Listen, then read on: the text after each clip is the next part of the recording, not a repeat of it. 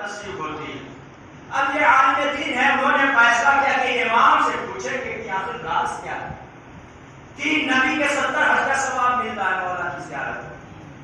اب انہوں نے وہ عمل کرنا شروع کر دیا، 10 دن ہوئے، 20 دن ہوئے، 30 دن ہو گئے، یہاں تک کہ 29، 39واں یا 40واں دن ہے، وہ اپنے گھر سے مسجد سہلا کی طرف جا رہے ہیں۔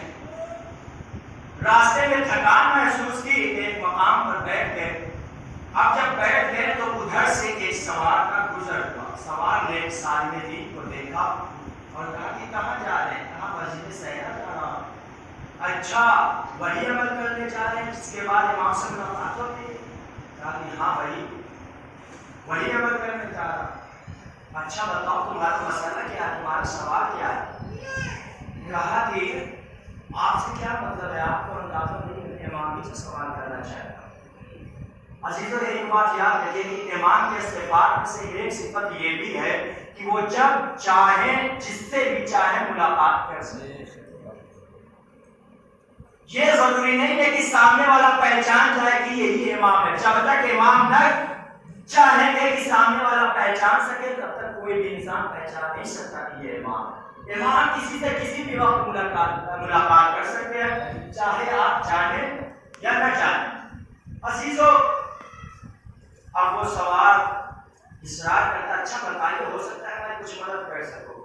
اب یہ عالم دین کہتے ہیں کہ میں نے ایک حدیث پڑھی ہے کہ جو انسان بھی مولا حسین کی زیارت کرتا ہے اسے 70 حج کا ثواب ملتا ہے، اور وہ 70 حج کسی عام انسان کے نہیں ہوتے بلکہ رسول اکرم کے ہوتے ہیں۔ اگر عام انسان کے ہوتے تو سمجھ میں آتی، لیکن رسول اکرم کے حج ایسے حج جو مقبول ہو، خدا تعالی کی بارگاہ میں قبول شدہ ہو۔ عزیزو وہ سوال کہتا ہے اچھا میں تمہیں ایک مثال پیش کرتا ہوں، اس کا جواب دینا۔ وہ سوال کہتا ہے اچھا یہ بتاؤ کہ ایک بادشاہ ہے جو اپنے ساتھیوں کے ساتھ جنگل میں جاتا ہے شکار کرنے کے لیے۔ وہ بادشاہ ایک ایسا موقع آتا ہے کہ کوئی شیر اس بادشاہ کے لشکر کے اوپر حملہ کر دیتا ہے، لشکر بکھر جاتا ہے۔ یہ بادشاہ اکیلا اور تنہا جنگل میں بھٹک رہا ہے، کوئی ساتھی نہیں ہے، کوئی پرسان حال نہیں ہے، کوئی مدد کرنے والا نہیں ہے۔ بھوک اور پیاس کی وجہ سے جاں بلب ہے، عنقریب ہے بھوک اور پیاس کی وجہ سے وہ اپنی جان دے دے۔ اتنے میں اسے اندھیرے میں روشنی کی ایک کرن نظر آتی ہے۔ اس نے سامنے دیکھا کہ ایک جھوپڑی ہے، وہ جھوپڑی کے پاس جاتا ہے، کیا دیکھا کہ ایک بڑھیا ہے۔ اس نے بڑھیا سے پانی کا سوال کیا۔ بڑھیا کے پاس صرف اور صرف ایک بکری ہے۔ بڑھیا نے بکری کا دودھ دہا، دہنے کے بعد اس بادشاہ کو، وہ بڑھیا جانتی نہیں کہ یہ بادشاہ ہے، اس بادشاہ کو پیش کر دیا۔ اب اس بادشاہ نے وہ دودھ پیا، پینے کے بعد پیاس تو بجھ گئی لیکن اس کی بھوک نہ مٹی۔ اب وہ کہتا ہے کہ بڑی بھی آپ کا بڑا احسان ہوگا اگر آپ مجھے کچھ کھلا بھی دے۔ بڑھیا نے اپنی تنہا بکری کو جو اس کے پاس ایک بھی ہے، اس نے اس کو ذبح کیا۔ ذبح کرنے کے بعد اس کا گوشت بادشاہ کو کھلا دیا۔ عزیزو بڑھیا کو اب تک نہیں معلوم ہے، جب بادشاہ کے جان میں جان آئی تو اس نے بڑھیا سے اپنا تعارف کرایا، تم جانتی بھی ہو میں کون ہوں؟ کہا کہ نہیں مجھے نہیں پتا۔ اس نے کہا کہ میں اس ملک کا بادشاہ ہوں۔ اس کے بعد وہ بڑھیا سے کہتا ہے اگر آپ کو کسی بھی چیز کی ضرورت ہو تو میرے پاس آ جانا، دارالحکومت میں آ جانا، میں تمہیں عطا کر دوں گا۔ عزیزو اب وہ سوار جو گھڑ سوار ہے وہ عالم دین سے پوچھتا ہے اچھا مجھے یہ بتاؤ، بڑھیا ایک دن اس بادشاہ کی خدمت میں جاتی ہے اور بادشاہ سے اس کی آدھی سلطنت کا مطالبہ کرتی ہے، اس کی آدھی حکومت کا مطالبہ کرتی ہے، یا بادشاہ خود اسے اپنی آدھی سلطنت عطا کرتا ہے۔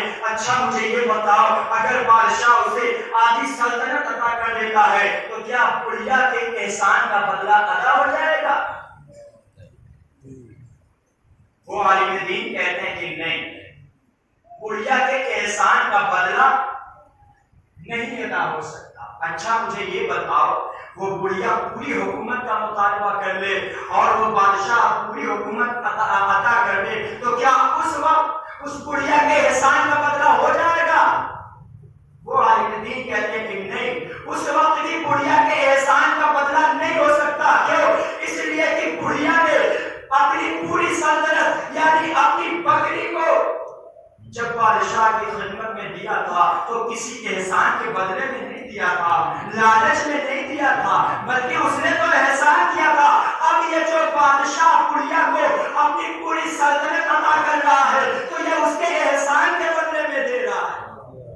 یہ بدلہ تو ہو سکتا ہے لیکن احسان ادا نہیں ہو سکتا. تو عزیزان گرامی وہ سوال کرتا ہے عالم دین سے، اگر ایک بادشاہ ایک بڑھیا کے بکری کا حق ادا نہیں کر سکتا اپنی پوری سلطنت بھی دینے کے بعد، تو مولا حسین نے خدا کے دین کو بچانے کے لیے، خدا کی شریعت کو بچانے کے لیے، نماز کو بچانے کے لیے، روزے کو بچانے کے لیے اپنا پورا گھر لٹا دیا،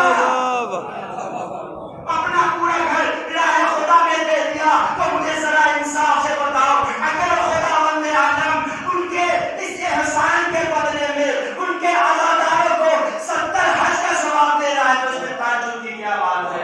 ایک صلوات پڑھیے.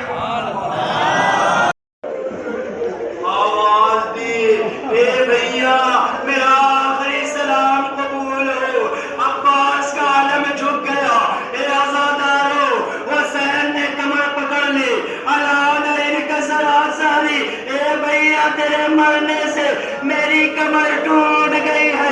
اے عزاداروں، حسین عباس کے سرانے پہنچے.